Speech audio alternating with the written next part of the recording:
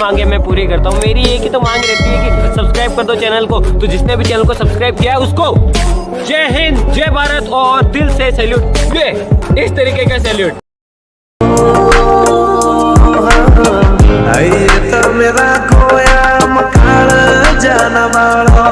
Friends, कैसे हो आप लोग? इस तरह का वीडियो ट्यूटोरियल बनाना चाहते हो, सिंपल सी वीडियो के डिस्क्रिप्शन में लिंक मिल जाएगी पूरे प्रोजेक्ट की। गाइस इस इलेक्ट मोशन एप्लिकेशन में ओपन कर लेવાનું છે। ગાઈસ તમારે ના આવડતું તો મને સિમ્પલ છે ટેલિગ્રામમાં ડીએમ કરજો, એમાં મેં વિડીયો નાખેલો છે, અથવા કે મારી બીજી ચેનલમાં લિંક નીચે મળી જશે, એમાં પણ મેં નાખેલો, તો મને શીખવાડી દઈશ।